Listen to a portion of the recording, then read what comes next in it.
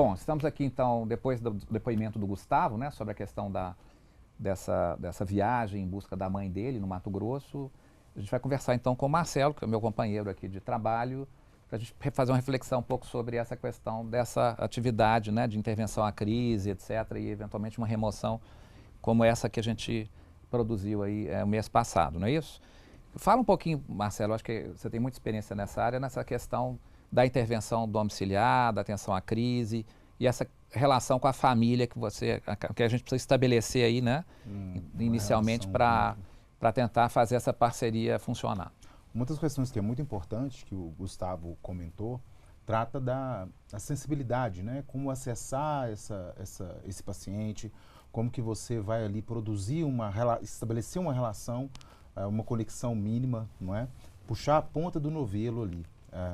E muitas das vezes, um ponto que você usou a respeito de ajuda nesse acesso, às vezes até entrar um pouco no discurso do paciente, né? Para tentar construir aí esse processo.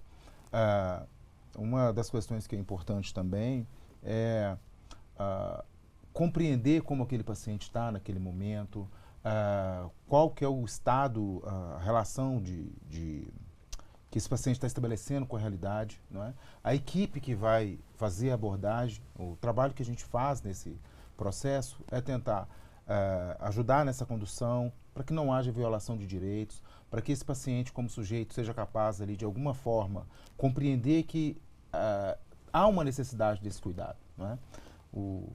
Voltando ali no Gustavo, quando o Gustavo me procurou, ele já tinha algumas questões que eram dúvidas dele, e o que eu ajudei ali foi trazer à luz da razão por que esse tipo de abordagem, como ela funcionaria da forma em que ele nos propôs. Primeiro ele queria chegar e fazer esse traslado, como ele propôs, levar uma equipe lá e trazer a paciente.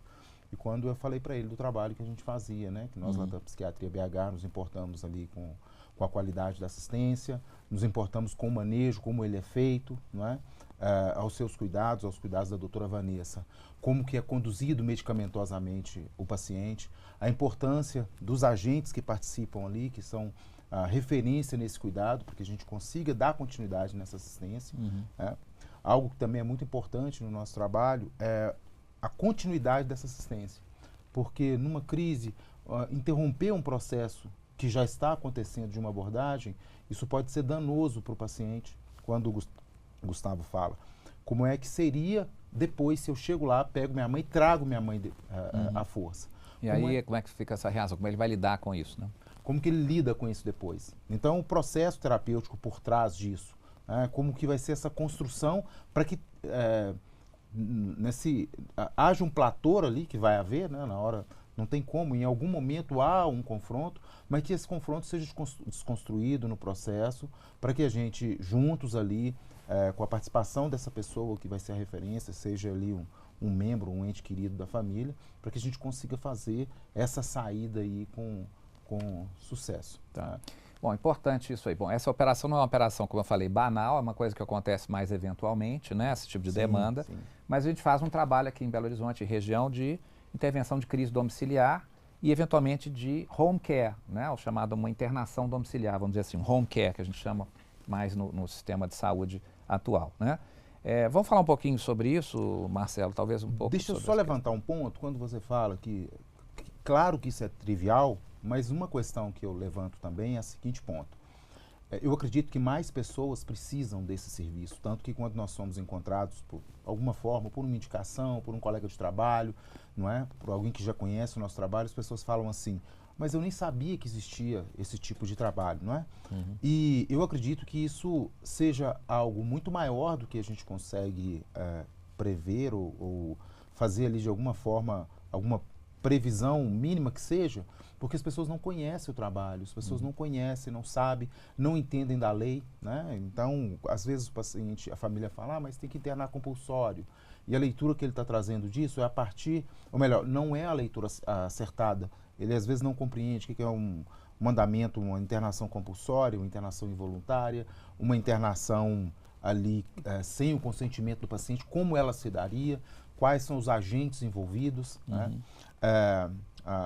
A abordagem, às vezes, é comum também A família não quer internar o paciente por uma série de fatores, né? Que a gente sabe que uma internação hospitalar ela também é importante, né?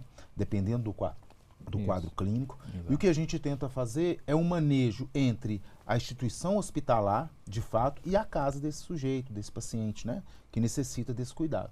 Então, ter cautela com esse processo, investir nesse processo de cuidado é importante e muitas das vezes as famílias não sabem como agir, como se conectar, né?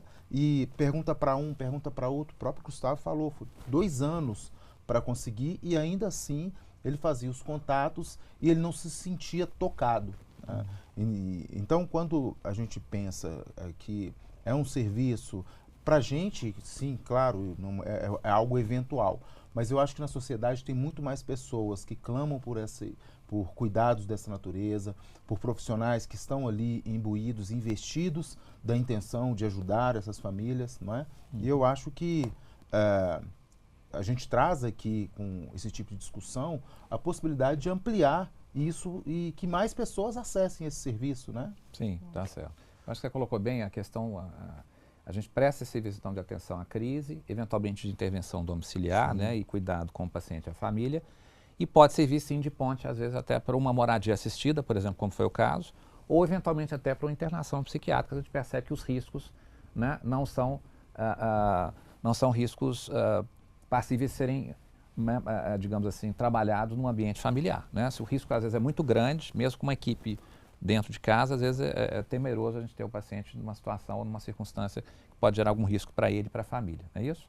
Então, acho que esse ponto é importante a gente ter em mente, né? Todo mundo muito sensibilizado na hora que as coisas acontecem, né? Então, acho que o desafio de um acompanhamento mais ostensivo, às vezes, para a família, é agressivo. Às vezes, o amor fala mais alto ali, a família, e com isso, dependendo do tipo de quadro clínico, o paciente vai ganhando os dados ali que geram o quadro de um transtorno, de uma desordem, vai ganhando espaço, vai inflando todo aquele ambiente e a família é como se a família fosse ficando encostada e sem ação, né? Então é necessário que uma pessoa de fora venha fazer essa ponte, venha fazer essa abordagem, né? Acontece às vezes a necessidade de uma abordagem mais incisiva, onde você precisa chegar, medicar o paciente. E essa abordagem incisiva não significa também que vai gerar uma internação. E às vezes você chega para fazer uma abordagem, o paciente está ali com uma sensação, transmite uma sensação de calmaria e que ao final acaba tendo a necessidade ali, de fato, de levar para um hospital. E o que a gente tenta levar é justamente isso, intermediar isso, evitar que o paciente vá para um ambiente que seja ali, que não seja conhecido por ele, que não seja conhecido pela família, e conduzir isso. Depois desse processo, a gente tem outros critérios do cuidado, que é fazer com que essa família compreenda que há uma necessidade do acompanhamento do paciente, mas também da própria família, orientação, que essa família tenha escuta, né? É o que você falou de não deixar os cuidados após a intervenção inicial, isso, né? Isso, porque você vai ali, tem um investimento imenso, né? Muitas das vezes a família está preocupada ali, os afetos muito misturados, mas a gente, enquanto profissional, a gente se preocupa com os investimentos financeiros, porque a gente sabe que uma abordagem na metade, no meio do caminho, ela vai ficar muito cara financeiramente, né? Tendo em vista que esse paciente ele não está com os gastos financeiros ali só com a equipe que está ali. Tem outras questões que já circulam por trás, né? Normalmente o paciente já vem ali com demandas, gera gastos, dando ali prejuízo, se a gente puder falar disso também. E aí você começa uma intervenção, ela cessa dali para adiante, nada acontece e volta às vezes de uma forma mais desestruturada ainda. Tá e certo. Reconstruir isso fica mais delicado. Ok, muito bem. Muito bom. Ok, gente, então vamos, por hoje a gente vai ficar por aqui, né? Eu acho que a gente discutiu bastante essa questão aí das intervenções de crise, intervenção domiciliar. Vamos voltar a esse assunto em outros momentos aqui na Psiquiatria BH e Conexões e até a próxima.